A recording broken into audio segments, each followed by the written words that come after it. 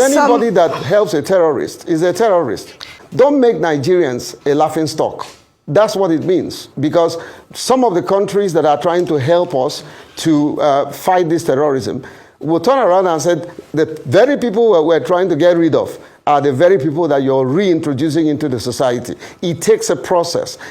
So what do you make of the Katsina State government's decision to release and reintegrate bandits to the society and their justification for doing so?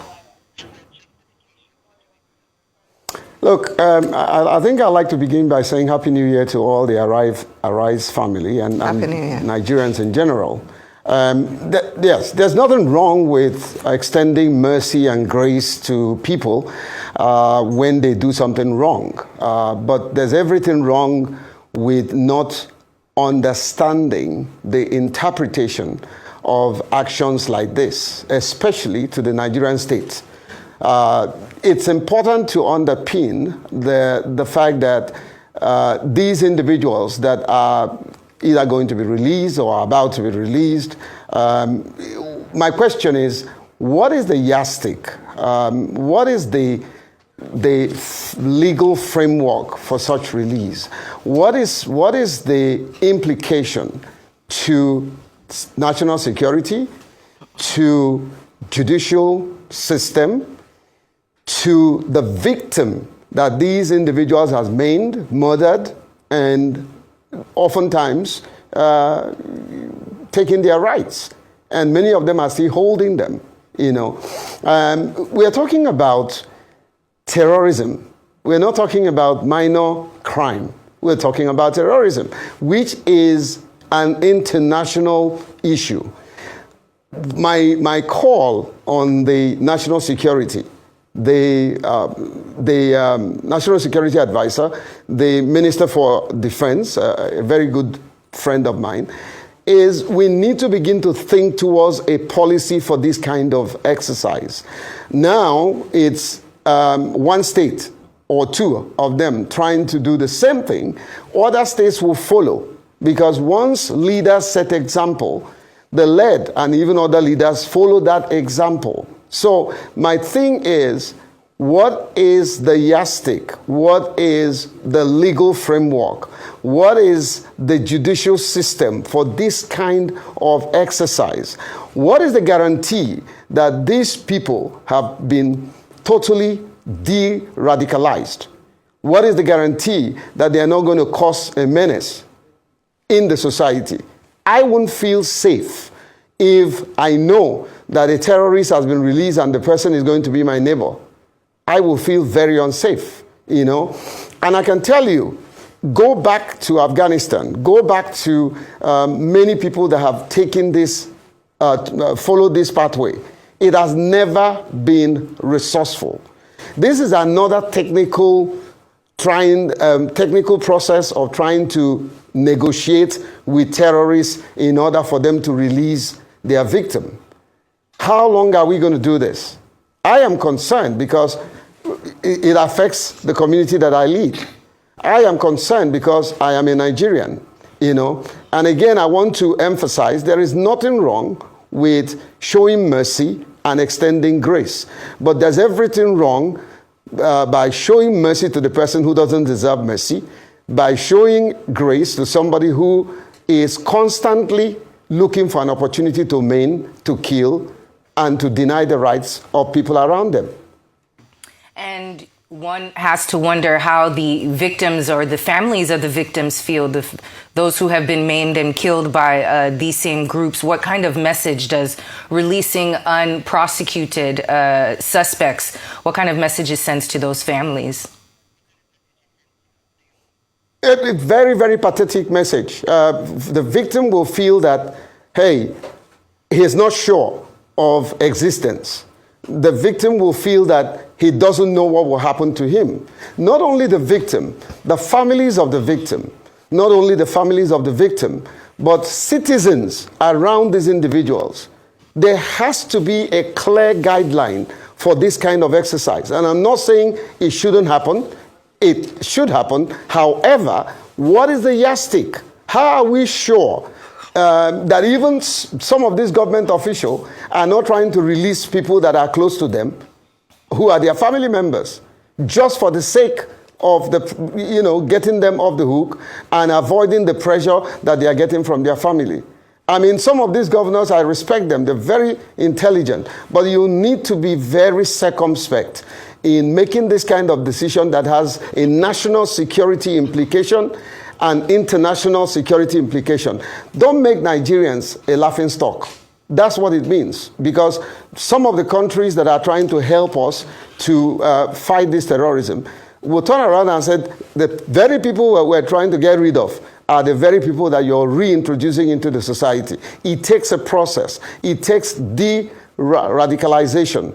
There has to be proof that these people can be trusted before they are reintegrated into the society. And I think there's a kind of narrative that makes round sometimes, especially it's coming from our brothers in the north, to say that, oh, well, these guys, what is propagating this thing is poverty. It is not poverty, because these guys are very well to do. Many of them live larger than life. They have resources that you begin to wonder, how can you juxtapose the fact that a terrorist has an ATM machine? How? Who gave ATM machine to him? How is he able to withdraw all the money that they seize from people's cards? So there is more than meet the eyes. And I still believe what Buhari said one time, that the people working against his government are within his government. There's a likelihood that there are people that are using this and weaponizing it as a political tool. And this is evil. These people must be identified, prosecuted, and put in jail so that they can be neighbors with these terrorists. Now, Mr. Pele, because anybody that helps a terrorist is a terrorist. Now, some supporters of this policy, they have likened it to the Niger Delta amnesty that was granted under the late President Yaradua. I'm just wondering, how does this bandit amnesty compare with that experience? Can it even be compared? There's very little comparison. Yes, you will say that some of the fellows that receive amnesty in Niger State, in Niger Delta states, did also maim people, kill people, and all that, But there was a program, an open process of de-radicalization. There was a program that got international support and international accreditation to say that these people have changed. There was research that was undertaken, and those research came out to say that this is the right program for this kind of people. Many of them were taken out of the country, properly trained.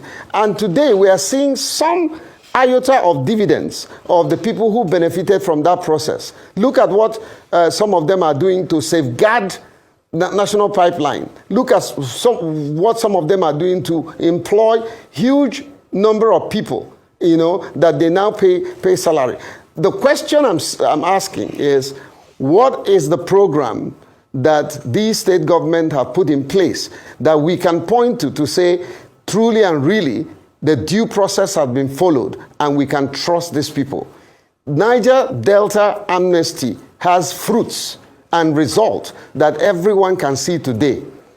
It took time, not hurriedly undertaken, not hurriedly executed. It was a transparent process that everybody saw. My challenge to some of the state governors that wants to do this, whether you're from the north or the south, please let us have a transparent process of program that you're going to put in place. Let us also know some of these individuals without violating their rights, so that people will know how to deal with them. You don't put me in the same room with a thief and a murderer and expect me to be comfortable. I'm not going to be comfortable. I won't even stay. So there's a need, and I want to thank Arise for bringing this up. There's a need for a transparent process, a trusted legal framework, and a research that shows us the de-radicalization process that have been followed and evidence that these people have been truly de-radicalized. And, it also begs the question whether or not it makes banditry look profitable, like it offers a way out for those who have made their money and then later on decide that they want to repent. Does it inadvertently encourage individuals and youth to take up arms, knowing that maybe later on in their career that they can renegotiate those weapons? Hey, however, there's no better way to put it. They are just creating job for these jobless individuals and faceless individuals who are going to take this as their own profession. Where there is no deterrent, where somebody will perpetuate violence and tomorrow he's forgiven and introduced into the society and probably given a government job, and all that. And tomorrow they are busy trying to promote underground mentees who are going to do the same thing for them. I kept saying this. Let us have evidence that there is a program in place, not a political tool, not trying to make political statement, not trying to show that, well, like some people have said, it happened in Niger Delta. It should also happen in the North. There's nothing wrong with repeating whatever has a success story that we can follow. But there's everything wrong with repeating what have a success story, and then we will have a total failure and collapse of a policy, of a framework, of a program. Again, I want to repeat myself that I'm not against mercy and grace extended to those who deserve it. I am against mercy and grace extended to a messy individual and a messy situation. Very well said. Public affairs analyst, Mr. Jacob Ele, thank you so much for